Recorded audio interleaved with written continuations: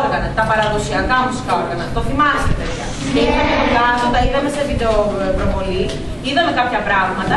Μείναμε σε ορισμένα γιατί δεν είχαμε και πάρα πολύ χρόνο. Και κάποια από αυτά ήθελα να σας τα παρουσιάσουν οι συνάδελφοι εδώ μουσικοί που ήρθαν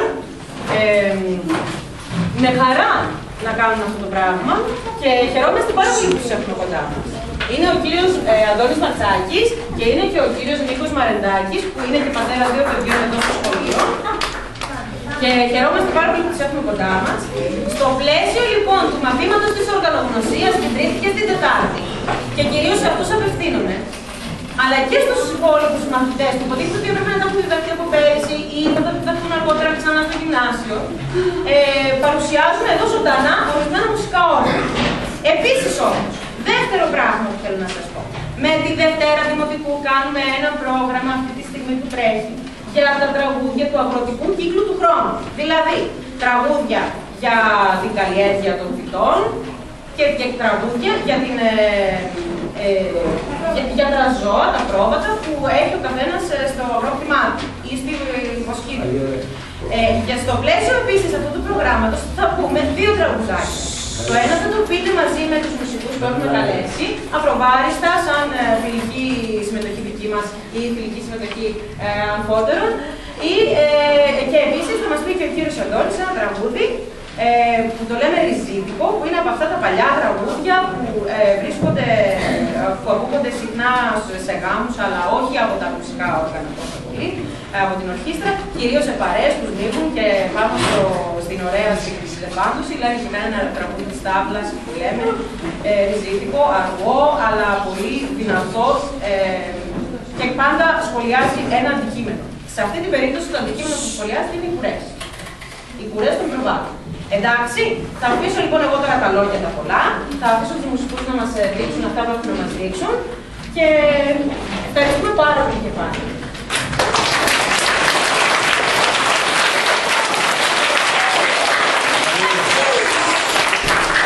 Καλώς σας βρήκαμε, καλή σας μέρα. Εγώ είμαι ο Αντώνης και ο κύριος Νίκος. Ο κύριος Νίκος με αφήνει να μιλάω γιατί τον περνάω, είναι μεγαλύτερός του και θα με αφήσει να ξεκινήσω εγώ να μιλήσω. Καταρχήν σας ευχαριστούμε που είστε τόσο καλά παιδιά και κάθεστε τόσο ήσυχα. 2 πραγματάκια θα πούμε. Είμαστε πολύ περήφανοι και αισθανόμαστε τιμή για την πρόσκληση. Πρώτο για την πρόσκληση και δεύτερο ότι προσκληθήκαμε από ένα σχολείο του τόπου μας. Γιατί είμαστε και εμείς από εδώ, καθηγήσαμε, καταγόμαστε από εδώ. Παίζουμε την παραδοσιακή τοπική μουσική τη δικιά μας, τη δικιά σας και όλο ό,τι έχουν αφήσει οι παλιοί. Εμείς θα αναφέρουμε συγκεκριμένα πράγματα για τα όργανα που έχουν χρησιμοποιηθεί στην Κρήτη και που χρησιμοποιούνται μέχρι σήμερα. Τα παραδοσιακά. Κοινώς παραδοσιακά, για να το καταλάβετε πιο καλά, εννοούμε τα όργανα που έρχονται από παλαιότερα χρόνια, που τα παίζανε οι πατεράδες μας, οι παππούδες μας, οι καμπούδες μας. Να ξέρετε ότι πρέπει να είμαστε περήφανοι σαν κριτικοί που αναφέρεται η μουσική μας από την αρχαιότητα, από την μυθολογία. Νομίζω ότι κάνετε μαθήματα μυθολογίας, έτσι αναφέρεται από την εποχή του Δία, από τους περήφανους κουρίτες και κορύπαντες, οι οποίοι προστατεύανε το Δία, διότι η μυθολογία λέει ότι ο Δίας γεννήθηκε στην Κρήτη και αναθράφηκε στα όρια του Ψιλορίτη. Έτσι, για να μην τον πάει ο πατέρας στον χρόνο, προστατευόταν από τους κουρίτες, κρούοντας τις μεγάλες τεράστιες ασπίδες με τα σπαθιά τους, όπως ένα σπαθάκι που εκεί, μια απομίμη σπαθιού, και δημιουργούσαν ήχους. Εκεί λοιπόν ξεκινήσανε και φτιαχτήκανε τα πρώτα ακουστά όργανα που χρησιμοποιήθηκαν στην Κρήτη, όπως αυτό το ταουλάκι είναι η εξέλιξη του τυμπάνου ή του μπάκι, λεγόταν ή ταουλάκι. Έτσι. Και τα ξύλα που χρησιμοποιούμε λέγονται ταουλόξυλα ή τουμπόξυλα. Έχετε δει όλοι πώς παίζουν τα ταούλια, τα τούμπανα που λένε περισσότερο, έτσι. Με αυτόν τον τρόπο. Θα σας δείξουμε αργότερα πώς ακριβώς είναι ο τρόπος που χρησιμοποιούμε στην Κρήτη, είναι διαφορετικός από τα άλλα μέρη. Αυτά τα όργανα χρησιμοποιούνται από την αρχαιότητα λοιπόν σε όλη την Ελλάδα, αλλά και στην Κρήτη. Σε όλο το μήκος του νησιού, δηλαδή από τα Κανιά μέχρι την άλλη άκρη, αλλά τα τελευταία χρόνια, από τα τέλη του 1900, από τις αρχές του 1900 χρησιμοποιούνται μόνο στην Ανατολική Κρήτη. Η Ανατολική Κρήτη είναι ο νομός Δρασιτίου, Για όσους ξέρουν Άγιο Νικόλαο, Οσιτία, η Ελλάδα κτλ. Μετά περνάμε παράλληλα, χρησιμοποιούμε τα πνευστά όργανα στην κλινική. Πνευστά εννοούμε αυτό το καράβι το οποίο μπορούσε να το δει ο καθένας όπου κυκλοφορούσε, είτε έπαιζε, είτε πήγαινε για μια δουλειά για να περνάει ο χρόνος λοιπόν και των παιδιών αλλά και των μεγαλύτερων, δημιουργούσαν κάποια όργανα με το καράβι. Αυτό το καράβι που ξέρετε τώρα. Αυτό λέγεται παντουράκι.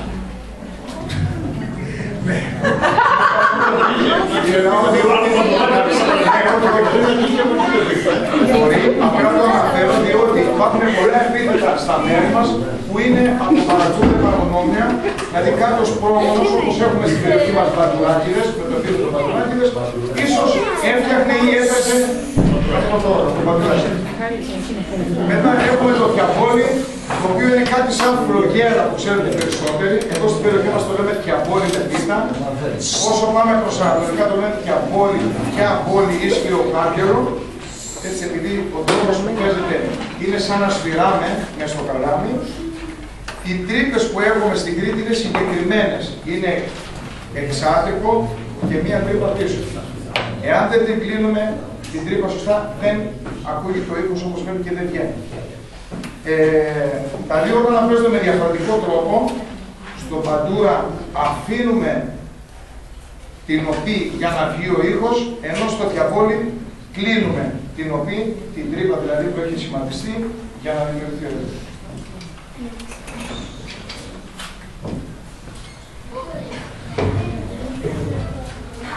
Η εξέλιξη των οργάνων αυτών στις κτηνοτροφικές περιοχές δημιούργησε την ασκομαντούρα.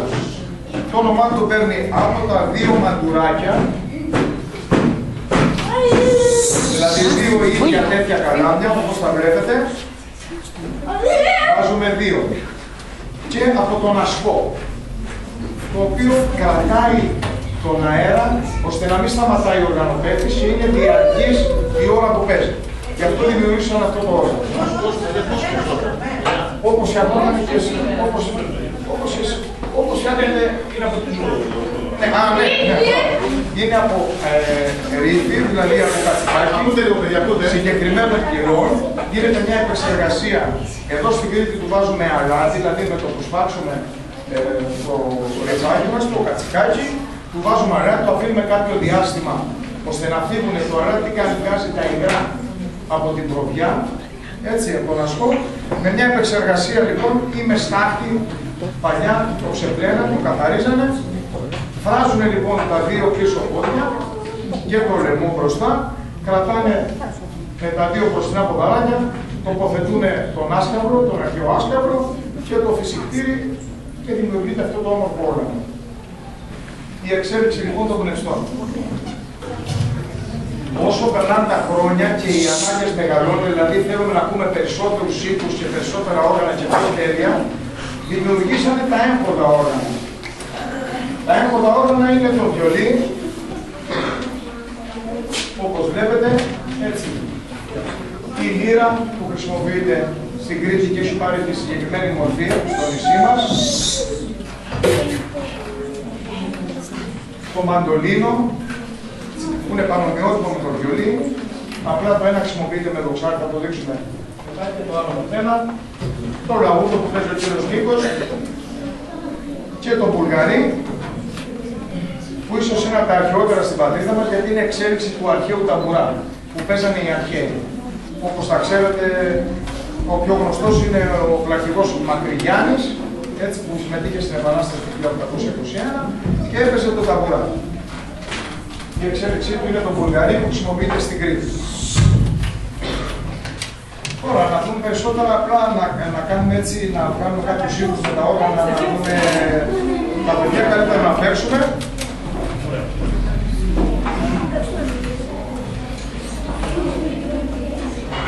Λοιπόν, θα ξεκινήσουμε με το βιολί, το οποίο χρησιμοποιείται και στην Κίσαμο, είναι το κύριο όργανο στα γλέντια μας. Νομίζω όλοι δεν έχετε πάει σε γάμους και βαφτίσεις και το έχετε δει. Και θα ξεκινήσουμε τυπικά. Με αυτό πρέπει να είμαστε περήφανοι, έτσι, σαν Κισαμίτες και σαν Χανιώτες, που έχουμε διατηρήσει και έχουμε μάλλον έχει γεννηθεί από εδώ τουλάχιστον το 80% της κριτικής μουσικής. έχουν δώρο.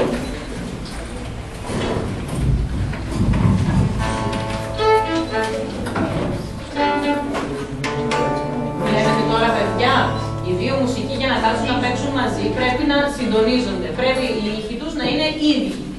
Γι' αυτό κουρδίζουν. Αυτό το λέμε κουρδίσμα. Αυτό που ακούτε δηλαδή που μοιάζει με μουσική αλλά δεν είναι την ώρα που ξεκινάει το γλέντι, είναι το κουρδίσμα.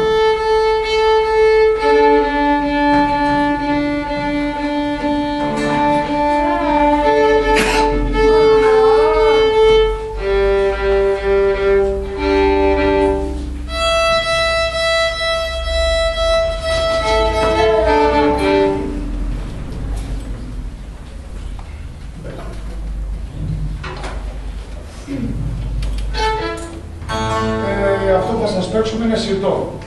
Ποια παιδάκια πάνε στον χορό. Μπράβο. Άρα ξεχωρίστε την χορό.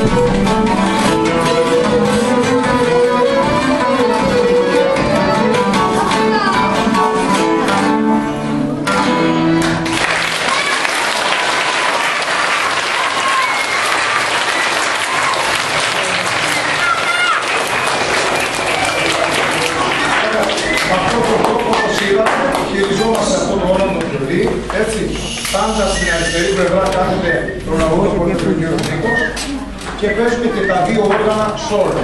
Όταν βλέπετε μεγάλες ορχήστρες, solo εννοούμε ακούγεται η ίδια μελωδία για τους δύο. Όταν βλέπετε μεγάλες ορχήστρες έχουν πολλά όργανα, το κάθε όργανο έχει τη δικιά του θέση και έχει το συγκεκριμένο χειρισμό που χρειάζεται για να ενορχιστρωθεί όλη αυτή η μουσική που ακούτε και είναι υπέροχη και με όλο τα λοιπά. Να σας παίξουμε και ένα κομμάτι με το μαντολίνο.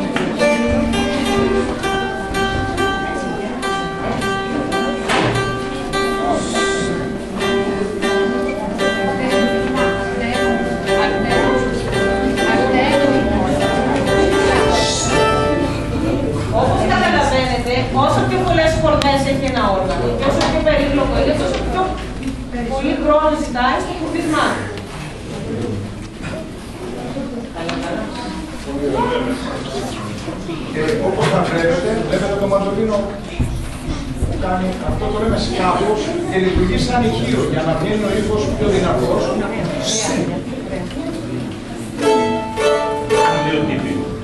Ναι, δύο τύποι γράμμα, δεν το μπορώ να το πω. Και όπως βλέπετε ο μπαμπάς και το παιδί του. Μην το πεθούνε.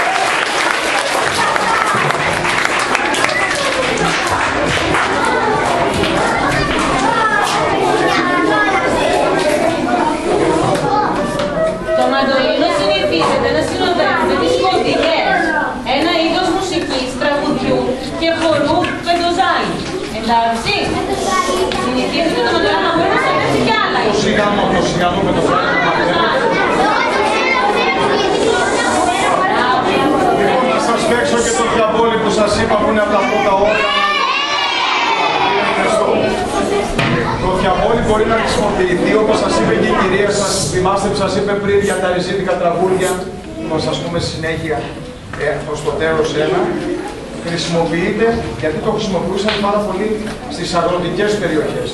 Και συνήθως στις αγροτικές περιοχές, είπαμε, για να περνάει η ώρα τους ή ήταν ένα εύκολο μουσικό όργανο και στις διασκεδάσεις τους. Συνήθως ο καθένας, βοσκός ή κτηνοτρόφος, έπαιρνε το σακούλι του. Το σακούλι είναι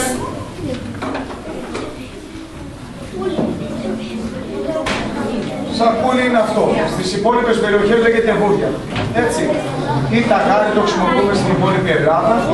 Και ένα είδος μεταφοράς φραγμάτων. Το βάζουμε στην πλάτη μας. Όπως την κανονική τσάντα. Μπράβο.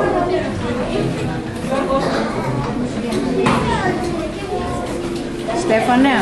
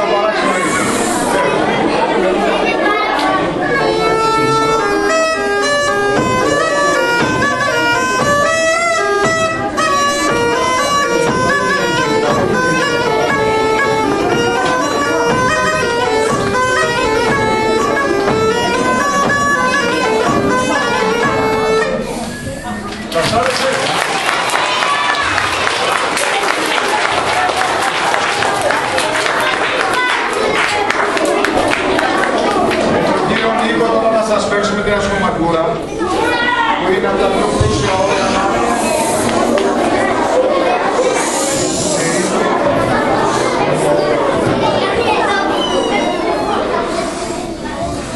Το οποίο είπαμε ότι η αστομαντούρα έχει 2 παντουράκια μέσα. Είναι πολύ πιο ζωντανός ο ήχος, πιο δυνατός και έχουμε την ευκαιρία χωρίς να σταματάμε να παίζουμε συνεχόμενα.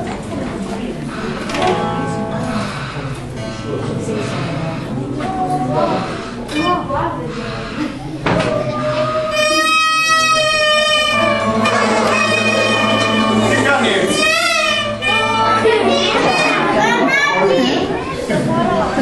Το αρνάκι.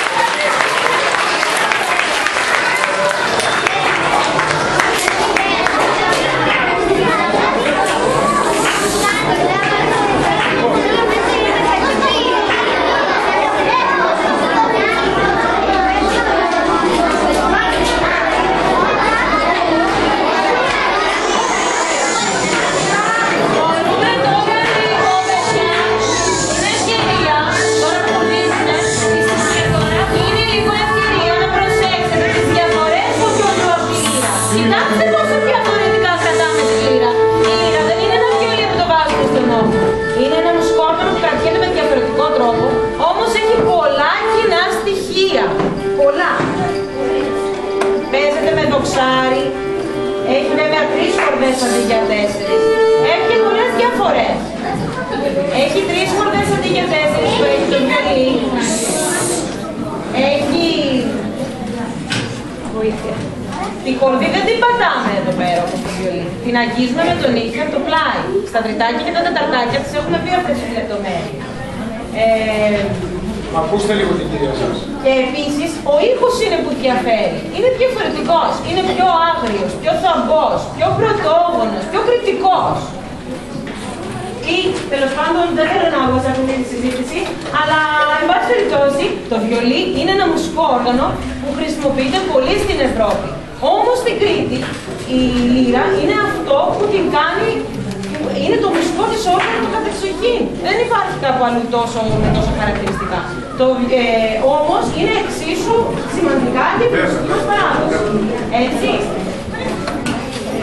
Θα πούμε ότι η λύρα έρχεται, έχει πάρει την ονομασία της από την αρχαία λύρα, αλλά σαν όργανο δεν έχει σχέση. Έτσι έρχεται από το Βυζάντιο, έρχεται δυτικά, ανατολικά. Η εξέλιξή της γίνεται λίγο πριν το Μεσοπόλεμο, από ένα ερευνητικό κατασκευαστή, γιατί η αρχαία της μορφή ήταν όπως ακριβώς ήρθε και όπως ακριβώς παίζεται και στα άλλα μέρη της Ελλάδος. Στη Πράγη, στην Ικαρία, στην Κάσο, την Κάρπαθο, στις Σέρρες. Επίσης έγινε μια εξέλιξη εδώ, πήρε μια μορφή, δανείστηκε κάποια στοιχεία από το βιολί, για να συνεργάζεται πιο σωστά με τα υπόλοιπα όργανα. Και όπως είπε και η κυρία σας, έγινε το σήμα κατά τεθέν του κριτικού λαού, η συγχαρητήρια. Εμείς όμως, όπως ανέβαινα εδώ στην Κίσαμο και στην Κρήτη, σαν πρώτο όργανο χρησιμοποιούμε το βιολί, διότι έρχεται από τους Ερετούς παλαιότερα. Απλά επειδή παίζεται σε όλη την Ευρώπη, ήταν ένα κοινό όργανο τότε για όλο τον κόσμο. Λοιπόν, εγώ δεν ξέρω να σας παίξω τα αντίγραφα. Θα βάλω το Ροξάν να ακούσετε τον οξύλιχο που είπε και η κυρία σας. Έτσι.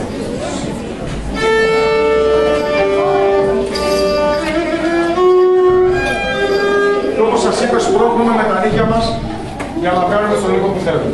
Έτσι, δεν την πατάμε.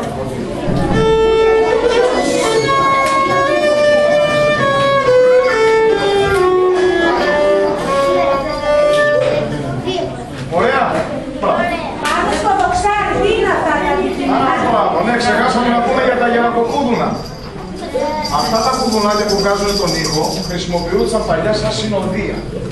Γιατί δεν υπήρχε το ραγούτο, το ραγούτο είναι πολύ μεταγενέστερα. Έτσι λοιπόν, κουδούνοντας τα κουδουνάκια, ο ήχος που έβγαινε κρατούσε το ρυθμό για τον εκάστοτε οργανοπαίχτη. Τα λέμε γερακοκούδουνα γιατί βάζανε τέτοια κουδούνια, χρησιμοποιούσαν στο Βυζάντιο τα γεράκια. Τα βάζανε στα πόδια τους για να μπορούν να τα ακούνε από μακριά ότι έρχονται. Έτσι ονομαστήκανε και τα κουδουνάκια. Επειδή τα πήραν από εκεί, τα δανειστήκαν, λέγονται γερακοκούδουνα. Έτσι.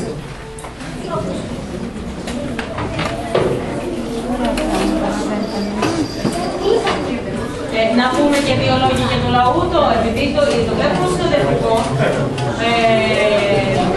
Από εσάς δηλαδή, όχι από μένα, από την άποψη να βλέπετε το λαούτο που είναι ένα μεγάλο μουσικό όργανο. Υπάρχει και σε άλλες περιοχές στην Ελλάδα, αυτό που λέμε στεριανό λαούτο. Αυτό εδώ είναι το κρητικό. Κρητικό λαούτο, το οποίο είναι λίγο μεγαλύτερο από το στεριανό της υπόλοιπης Ελλάδος. Είναι κουρδισμένο λίγο διαφορετικά και συνοδεύει τη λυρά, όμως παίζει ή το βιολί. Όμως πολλές φορές μπορεί να παίζει και αυτό το πρωταγωνιστικό του ρόλο. Εντάξει, αυτά που ξέρω να πω. Τα υπόλοιπα είναι ήχος. Θέλετε να μας παίξετε κάτι μόνος.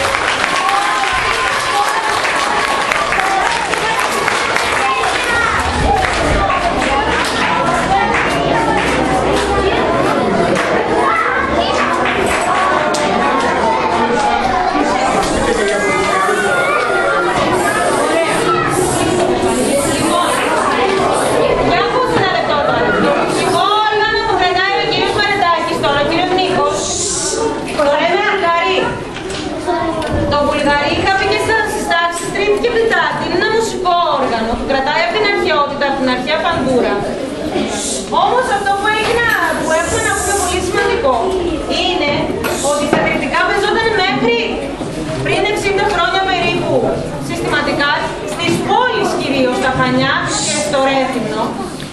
Σιγά σιγά εξαφανίστηκε. Ο λόγος είναι ότι οι τελευταίοι κατασκευαστές σκοτώθηκαν στον πόλεμο του 40. Όχι, ο ένας πολεμώντας στην Αλβανία, ο άλλος από έκρηξη χειροβομβίδας. Και έτσι ξεχάστηκαν πράγματα για την κατασκευή του και λίγο παραγωνίστηκε. Ξεχάστηκε. Τα τελευταία χρόνια όμως υπάρχει μια μεγάλη ανάγκη να ψαχαρθούν στοιχεία για τον ήχο του. Και γίνεται μια μεγάλη συζήτηση γύρω από αυτό. Και υπάρχει μια αναβίωση, όπως λέμε. Θα σας παίξουν τώρα η μουσική που καλέσαμε. Βουλγαρή, ο κύριος Νίκος και Σταυλάκη. Ο κύριος Αντώνης. Έχει πολλά κουρδίσματα. Βεβαίως, μπορούμε να πάρα πολλά πράγματα, ότι έχει πολλά κουρδίσματα, ότι ο ήχος του θυμίζει πολύ το λαούτο, είναι πολύ πιο κοντά στο λαούτο παρά στο μπουζούκι, παρόλο που μοιάζει με μπουζούκι. Έχει πολλά χαρακτηριστικά στην εμφάνιση, στο σχήμα. Μακρύ λαιμό, μικρό σκάφος. Παιδιά, ακούτε! Να ακούτε εδώ πέρα. Παιδιά, ακούτε! Θα ήθελα πάρα πολύ να ακούτε. Θα ήθελα λίγο Εντάξει. Πάμε να ακούσουμε το περισσότερο.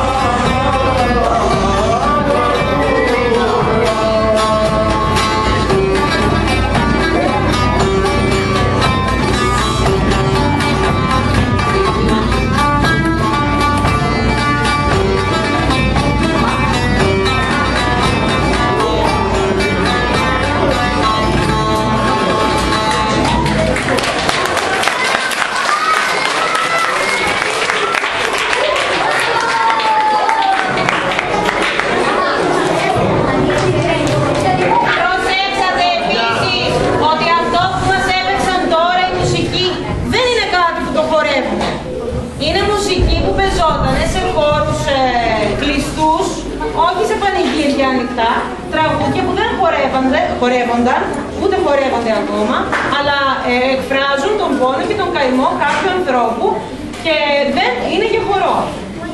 Όπως επίσης θα το βάζουμε αστικά τραγούδια ή τα παγανιά.